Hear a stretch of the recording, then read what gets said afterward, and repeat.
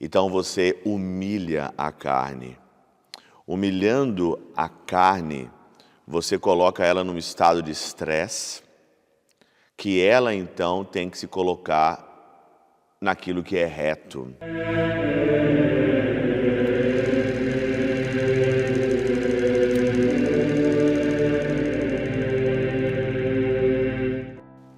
Em nome do Pai, do Filho e do Espírito Santo. Amém.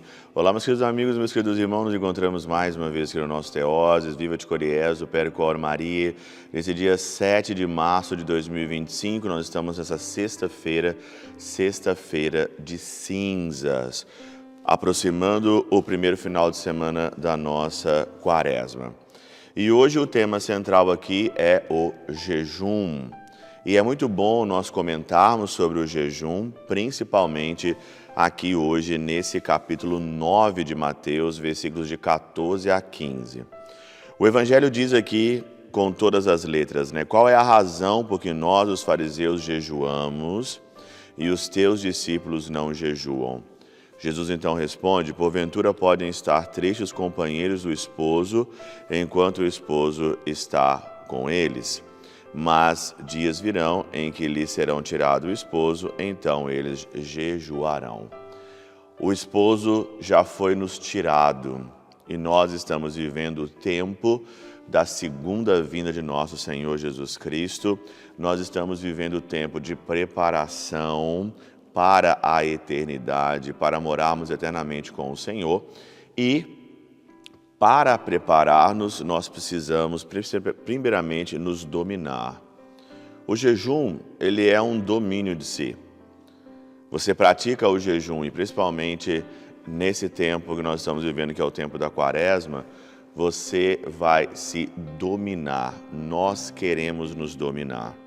São Jerônimo diz o seguinte aqui, alguns baseiam-se nessas palavras para concluir que se deve consagrar ao jejum os 40 dias que seguem-se à paixão, embora os dias de Pentecostes e da descida do Espírito Santo, que os seguem imediatamente, induza-nos à alegria. Montano, Prisca e Maximília utilizaram-se mesmas palavras para fazer quaresma depois de Pentecostes, alegando que os filhos do esposo devem jejuar quando este lhe for tirado.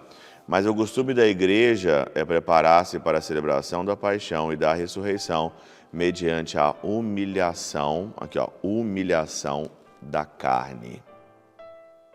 Essa palavra aqui, eu achei ela muito interessante, porque humilhação da carne. A nossa carne, ela sempre quer uma zona de conforto.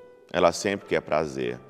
E quando você faz um jejum, e a igreja nos ensina que jejum você tem que pular uma refeição, por exemplo, na quarta, na sexta, igual hoje, você pula uma refeição, então você humilha a carne.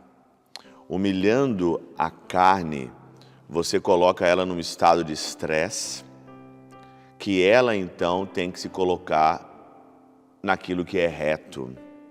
Você não dá uma zona de conforto a ela, você não dá prazer a ela, então ela não fica tão vulnerável em cair em pecados, em cair na zona de conforto, em cair no prazer.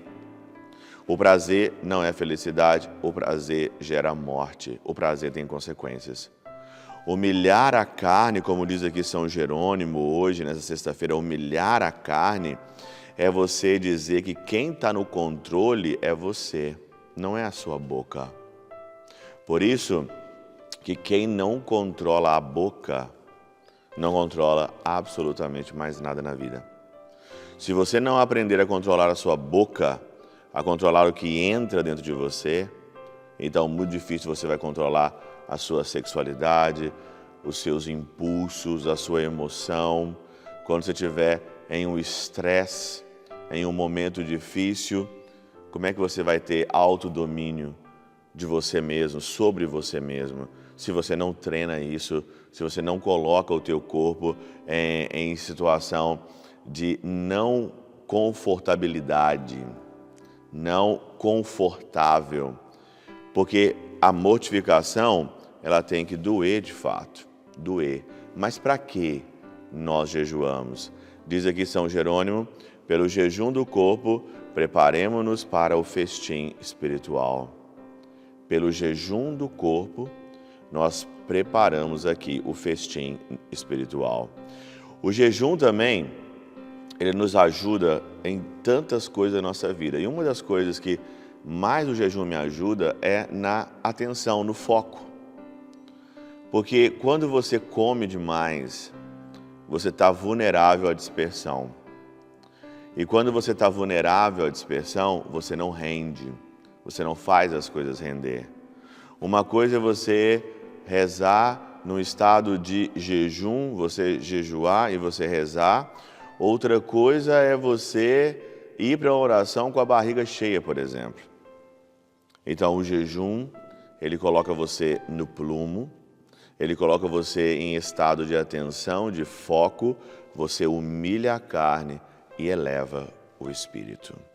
Pela intercessão de São Chabel de Mangluf, São Padre Pio de Peltrautina, Santa Teresinha do Menino Jesus e o Doce Coração de Maria, Deus Todo-Poderoso vos abençoe, o Pai, o Filho e o Espírito Santo dê sobre vós e convosco permaneça para sempre. Amém.